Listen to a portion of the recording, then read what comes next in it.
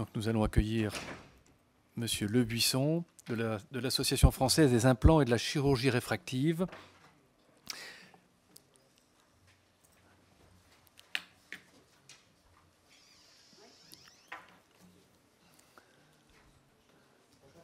Bonjour. Bonjour monsieur, très heureux de vous accueillir au sein de cette commission. Nous traitons donc du sujet des risques liés à la technique de chirurgie réfractive au laser. Nous vous recevons pour une durée d'environ 20 minutes que nous vous proposons de partager entre 10 minutes de présentation et 10 minutes de questions.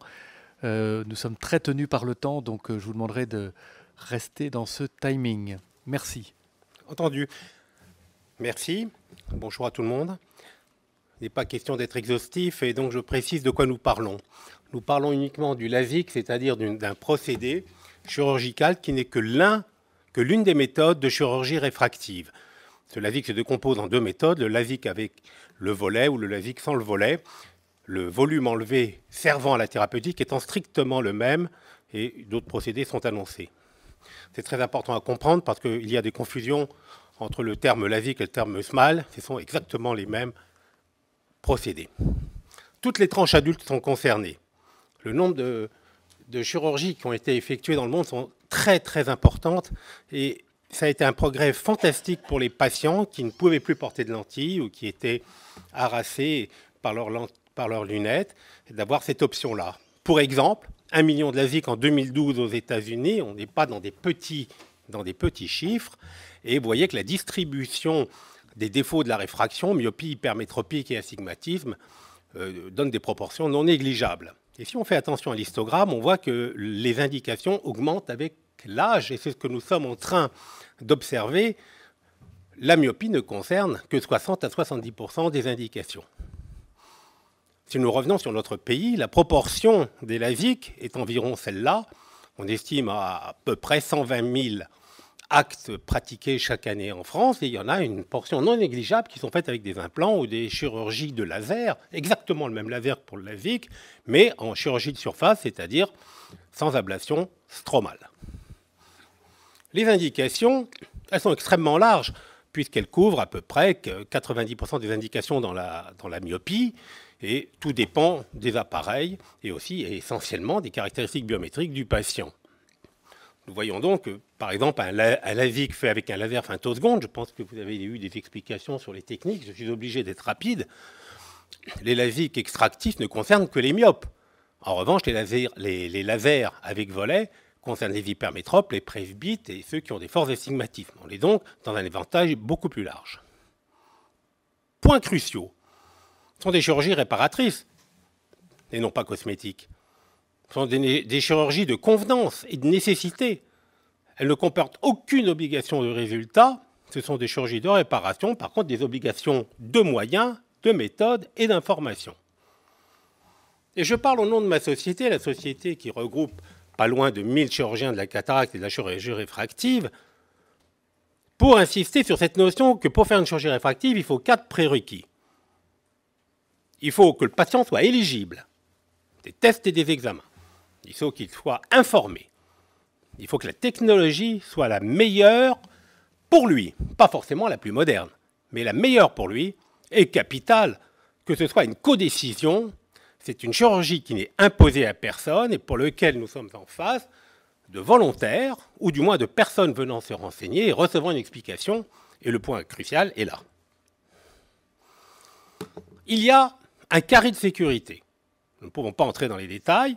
Si l'on se tient à ce carré de sécurité, qui est donné par des scores, les appareils et tous les relevés que nous faisons et les datas, le nombre de complications a chuté considérablement et nous avons appris, avec cette chirurgie qui remonte à 50 ans, mais maintenant avec le laser à plus de 20 ans, à définir des critères de plus en plus pertinents d'élimination ou de précision. Et puis il y a des confusions terminologiques. Une complication, c'est un événement non planifié, indésirable et qui peut entamer le résultat. Tel n'est pas le cas d'un effet optique secondaire qui, lui, est attendu, variable, souvent récessif, pas toujours. Et les conséquences, c'est-à-dire on sait qu'on va faire une chirurgie et on sait ce qu'on aura, comme par exemple une sécheresse lacrymale. Et toute opération sur une fonction, que ce soit l'odorat, le goût, la vue, l'audition, modifie de facto les conditions de la perception et de la restitution. Et la première des complications, c'est la désinformation. Elle peut être le fait des médecins, on l'a connu au départ, connaissant mal la technique, ayant des positions contre, pour. Ça peut être les renseignements fournis par Internet, les témoignages, avec une crédibilité très aléatoire. Et je donnerai un exemple précis. L'irréalisme des demandes, ou un déficit d'écoute des candidats, ça peut être aussi la mauvaise explication. Et lorsqu'il y a la rencontre d'un irréalisme et d'une mauvaise exécution, il y a forcément un mécontentement majeur. Il peut y avoir des informations, des consentements mal formalisés, des manipulations par les fabricants et les diffuseurs, on en a connu. Et enfin, une illusion qui est le low cost, avec maintenant ce que nous voyons, des chirurgies effectuées dans de mauvaises conditions et qui ne sont pas suivies de suivi médical. Première des informations, je n'en donnerai qu'une. Les ophtalmologistes ne se font pas opérer. Cela figure, c'est un des principaux sites d'information sur la méthode.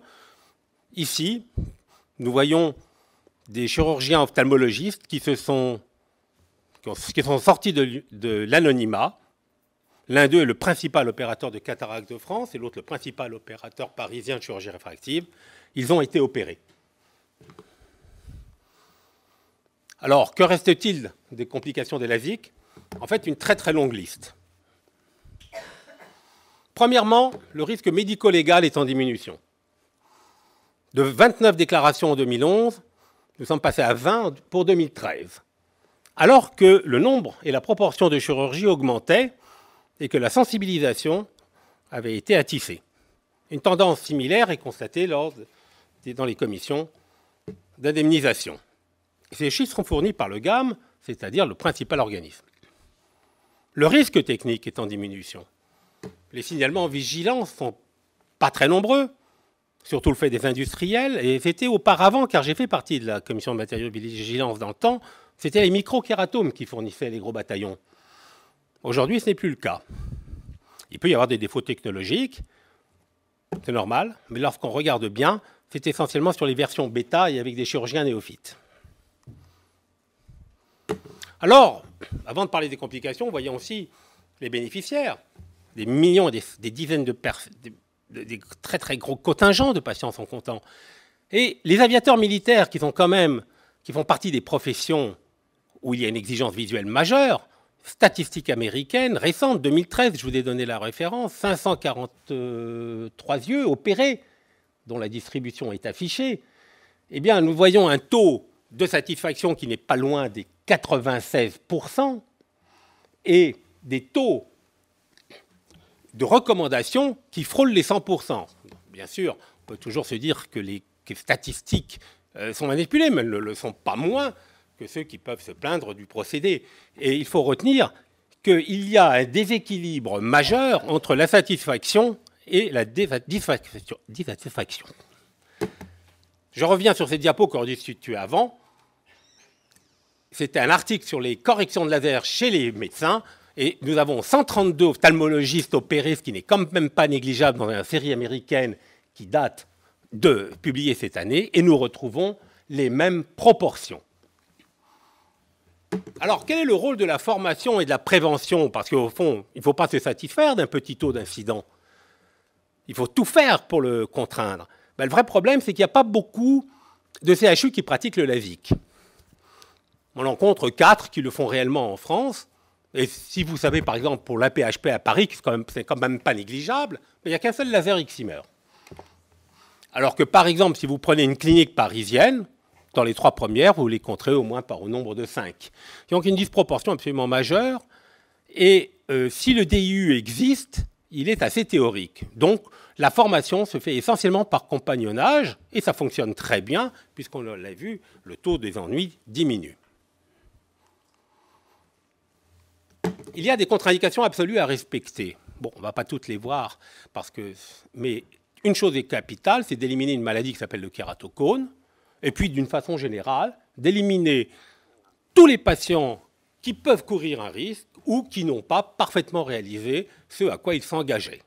Et ça, c'est de la responsabilité du médecin et aussi du candidat patient. Il y a des contre-indications relatives. Si on n'a qu'un œil, peut-on faire opérer? C'est ni non ni oui. Il faut voir comment cela se présente. Une femme enceinte, on peut attendre. Et si une maladie générale comme un diabète, qui est une maladie maintenant extrêmement fréquente, mais qui n'est pas toujours grave, qui peut être parfaitement équilibrée ou tardive, eh bien c'est possible d'opérer. C'est une question de jugement, c'est une question médicale. Les effets secondaires, il y en a un, le principal, c'est la sécheresse lacrymale. Elle est quasiment obligatoire, c'est sa proportion qui est variable, et sa conséquence, qui elle aussi qui dépend de plusieurs facteurs. L'âge, le type de méthode que l'on a employé, etc. Le nombre de problèmes préoccupants, c'est-à-dire avec une sécheresse lacrymale subjective, gênante et demandant un traitement au-delà de 6 mois, est inférieur à 5%, alors qu'on peut trouver dans la littérature des chiffres qui frôlent les 30%, parce qu'ils se rapportent à des critères objectifs, mais qui ne correspondent pas à des sensations réelles. C'est un problème qui est en diminution, mais qui existe. Les effets secondaires visuels, eux aussi, il faut s'y attendre. Photosensibilité, une baisse transitoire de la vision de près, un petit trouble de la coordination, un éblouissement le soir en face des phares. Ce sont des questions qui sont un peu, et même beaucoup parfois, améliorées par les techniques d'aberrométrie, par les reconnaissances visuelles, par les trackings, bref, par les progrès techniques, mais ils n'ont pas disparu. Simplement, c'est par les études de nos militaires qu'au bout de 18 mois, c'est considérablement réduit. Donc, il faut savoir, ne pas poser une indication si un patient a par exemple des pupilles trop larges ou d'autres conditions. Là encore, je ne vais pas les passer en revue, mais ce n'est pas quelque chose de rédhibitoire si on a bien informé, bien expliqué et si on a fait ce qu'il fallait. Et puis, il y a des faux dires. Alors, dans le LASIK, on entend tout. On ne peut pas faire s'il y a un glaucome. Eh bien, c'est faux. Il suffit simplement de savoir que le patient a été opéré. Et puis, il y a des modifications dans les mathématiques de mesure. La rétine, eh bien, LASIK et rétine, l'un et l'autre n'interfèrent pas. La cataracte, il est uniquement suffisant de connaître le rayon de courbure préopératoire pour obtenir la bonne puissance de l'implant. Et si on ne l'a pas, on peut parfaitement le reconstituer à partir de calculs échographiques. Presbytie, on ne peut pas opérer un myope si on est à la presbycite. On ne peut pas reposer de lentilles de contact. Tout ceci est faux. Le ressoulèvement du volet spontané, l'illusion qu'avec un volet, il va se ressoulever. Ça n'arrive pas, mais ça peut arriver. Il suffit de recevoir un coup direct dans une angulation extrêmement précise. 3-4 cas sont publiés dans la littérature sur des dizaines de millions de patients. Ça peut arriver. Ça n'empêche pas d'avoir des LASIK qui sont astronautes. Et il y a donc une majoration du risque dans ce domaine-là. L'invasion épithéliale, c'est une réaction inflammatoire avec des petites cellules qui peuvent proliférer. C'était un problème embêtant. Au départ, ça survenait dans 1 ou 2 ou 3% des cas, surtout avec les microkératomes. Depuis qu'on utilise les lasers, on s'est aperçu qu'on observait ceci pratiquement qu'en cas de retraitement, c'est-à-dire dans des cas qui interviennent à une très faible proportion, et que très souvent, c'était limité à la périphérie. C'est une complication qui n'a pas disparu, mais elle a perdu beaucoup de sa gravité, encore que certains patients, parce qu'ils ont été opérés il y a longtemps et qu'ils ont eu cela peut-être 2, 3 ou 4 fois, malheureusement, en souffrent. Ça fait partie des choses qui existent, mais qui sont en récession aussi. Et l'ectasie, alors là, on peut penser que c'est la seule véritable complication induite par le LASIK. C'est quoi? C'est une déformation en cône de la cornée qui survient 1, 2, 3 ans après l'opération, alors qu'on ne s'y attendait pas. Eh bien, on arrive, grâce au score et au carré de sécurité dont j'ai parlé, on arrive à réduire considérablement ce risque aujourd'hui, mais sans l'avoir totalement annulé. Alors, ça reste des proportions qui sont très faibles, mais compensées heureusement par des méthodes thérapeutiques qui viennent de s'imposer dans ces 2-3 dernières années, comme les anneaux, des irradiations cross-linking, etc. Et on contre ça. Je la considère comme la seule complication réelle due directement au LASIK. Quant aux inflammations de l'interface, toute chirurgie peut donner une inflammation, ce sont des choses qui existent. Il y a différents modules avec aussi des toxicités de l'interface.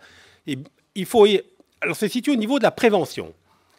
C'est essentiellement le passage aux instruments jetables qui a fait chuter le taux et aussi l'interdiction des anciennes méthodes de stérilisation qui, ça découle de ce que je viens de dire, qui existaient.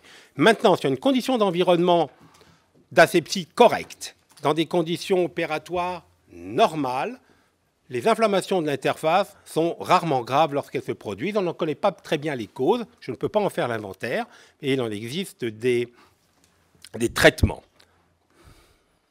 Quant au risque infectieux, il est très largement inférieur à celui des lentilles de contact, puisque vous voyez l'incidence que je viens d'afficher sur plus de 200 000 opérations. Eh bien, la chose qui frappe le plus en France, c'est qu'on ne voit pratiquement presque jamais d'infection grave après un LASIK. Et j'ai dit en France, parce que l'on revient à la diapo précédente, ce sont les conditions dans lesquelles vous effectuez une opération qui très souvent conditionnent ce qui va se passer après.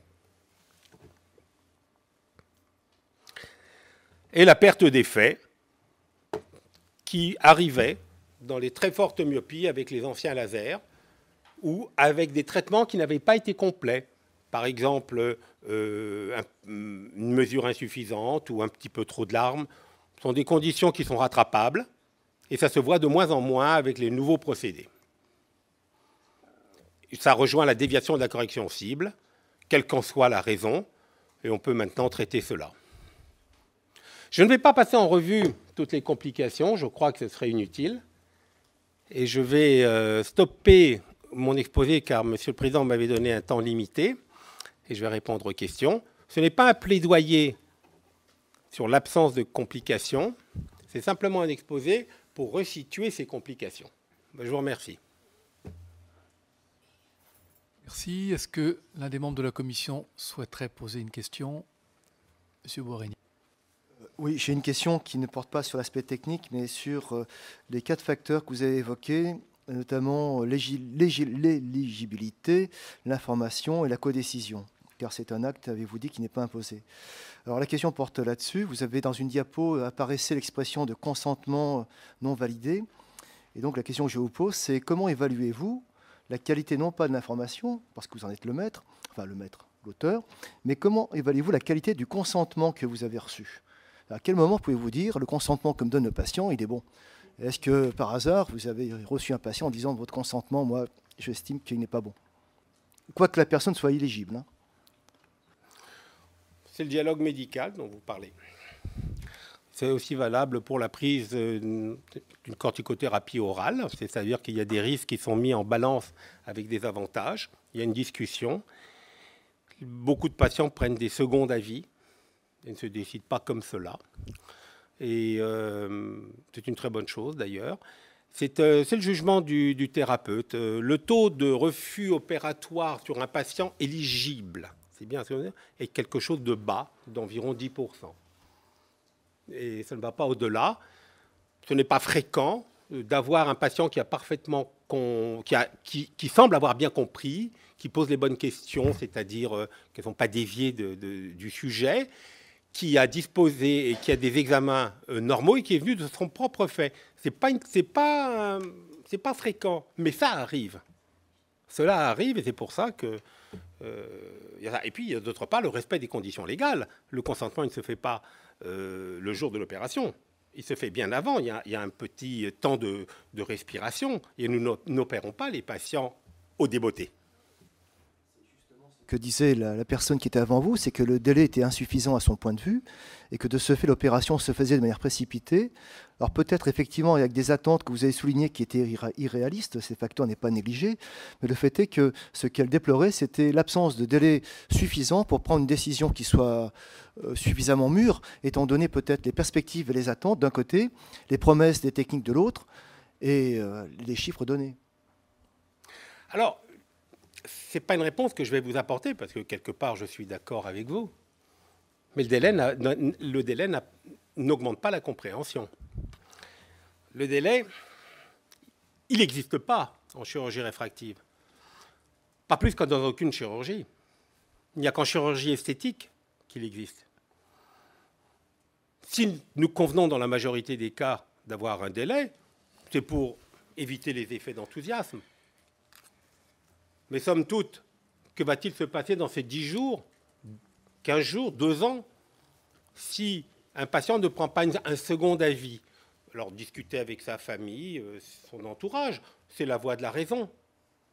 Mais en vérité, les très très petits nombres de cas où il y a eu emportement des deux, du patient et du chirurgien, c'est extrêmement réduit.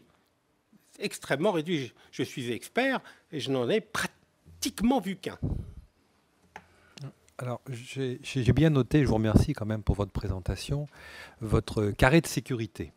Et notamment dans la liste des pathologies ou des situations dans lesquelles il y aurait a priori une contre-indication, c'est-à-dire les phénomènes inflammatoires, les pathologies inflammatoires.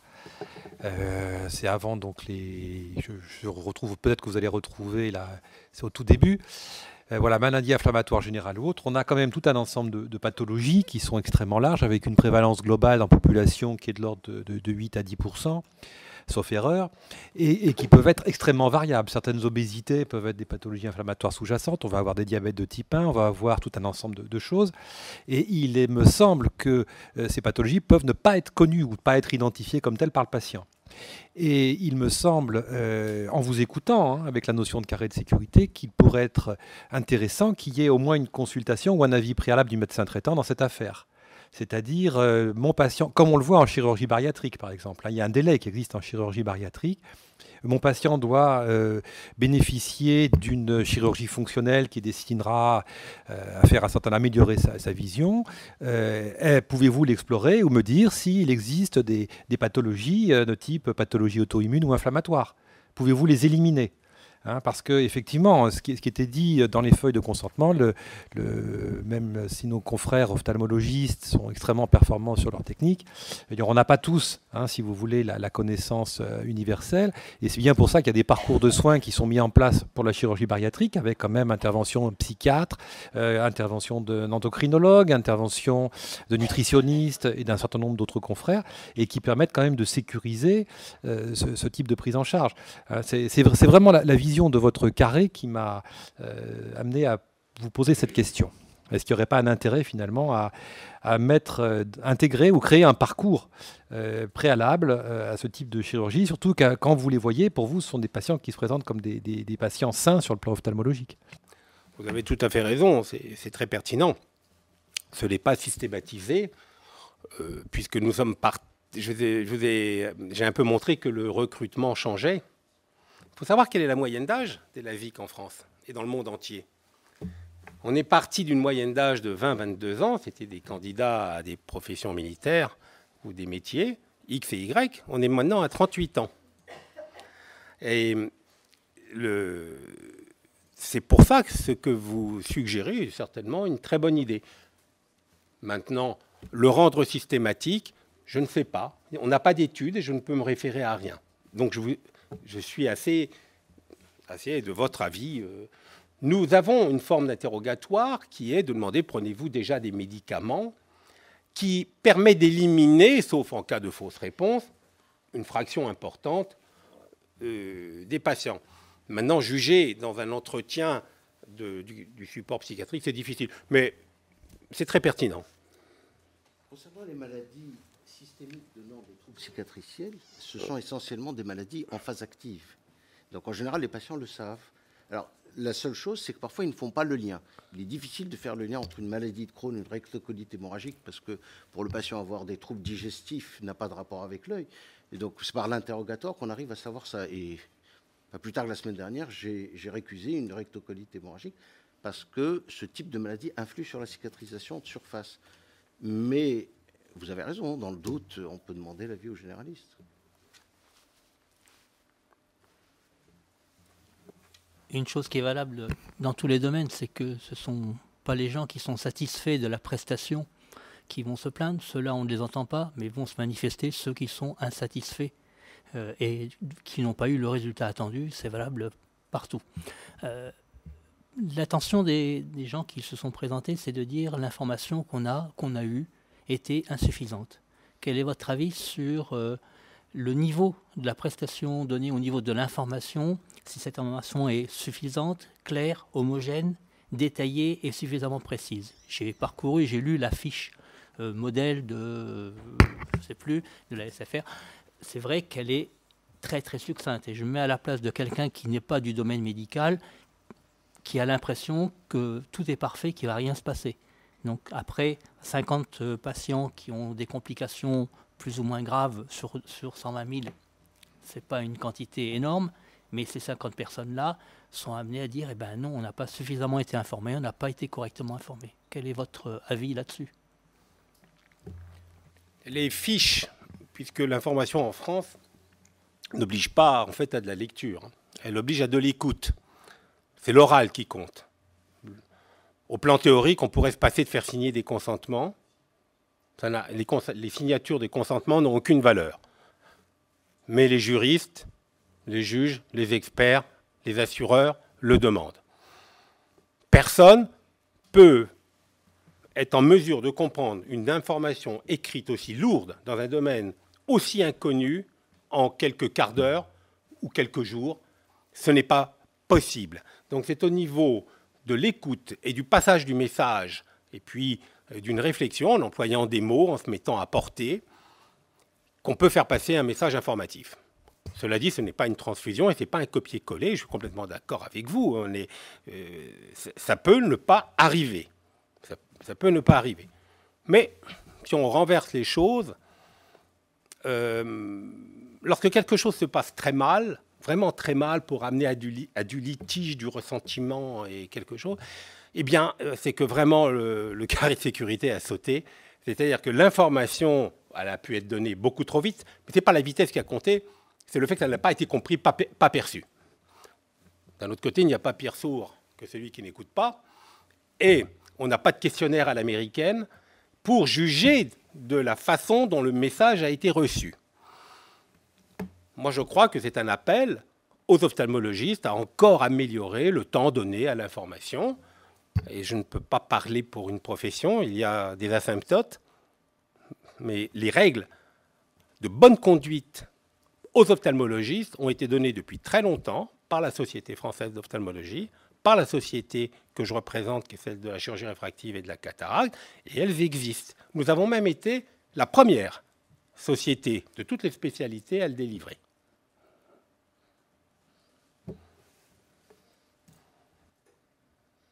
Toute dernière question, Madame Dumartin. Est-ce que vous avez une bonne information, vous, en retour de la part des industriels qui fabriquent le matériel, ou est-ce que vous avez l'impression que parfois vous avez des difficultés à avoir des réponses aux questions que vous poseriez éventuellement?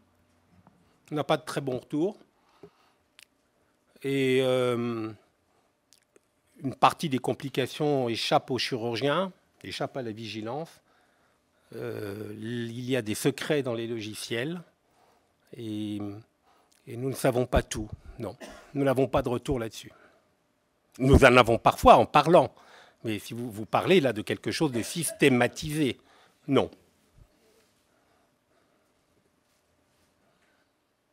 Une question en rapport avec ce que vous avez montré dans un transparent au niveau de la formation, parce que j'ai cru comprendre que la formation pratiquement n'existait pas. Et que fait donc votre association pour rétablir peut-être cette formation au niveau des opérateurs aujourd'hui qui concourraient à bien informer les patients et à valider également les dispositifs d'information avant, pendant et après l'intervention? Et la deuxième petite question, ce serait de nous éclairer qu'est-ce qui explique qu'aujourd'hui ce type d'intervention soit majoritairement pratiqué plutôt en activité libérale, puisque vous avez signalé qu'il y avait un seul appareil à la PHP, alors que dans l'activité libérale, il y en avait plusieurs. D'abord, c'est un acte opératoire qui n'est pas remboursé par la sécurité sociale. Ce simple fait entraîne une limitation, mais considérable, du nombre de demandants.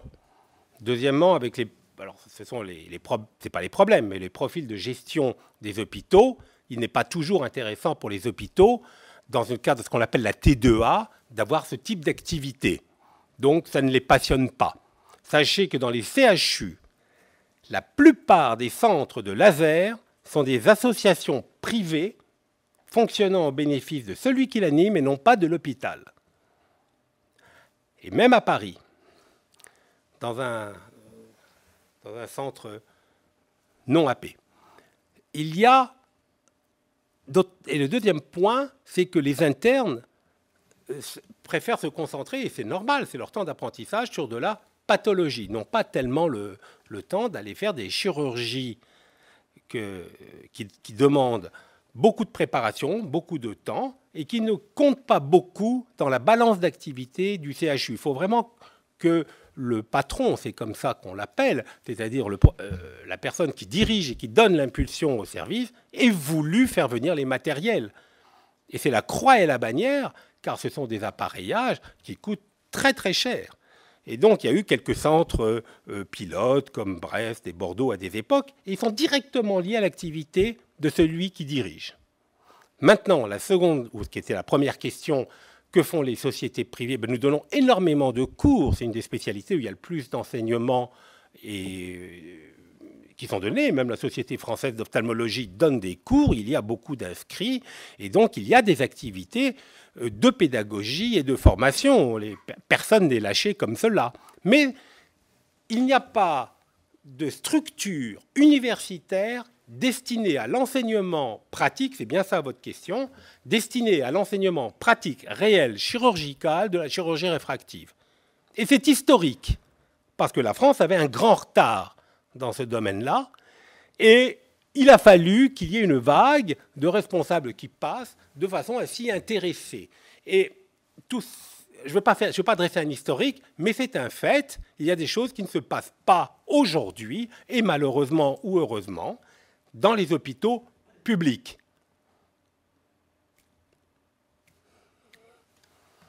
Merci beaucoup, Monsieur Lebuisson. Nous sommes ravis de vous avoir entendu. Nous sommes contraints néanmoins de passer à la discussion, d'autant plus que M. Martin vient de nous faire savoir qu'il allait pouvoir nous rejoindre. Donc il va falloir qu'on réajuste un tout petit peu notre emploi du temps. Merci beaucoup. Je vous en prie. Au revoir.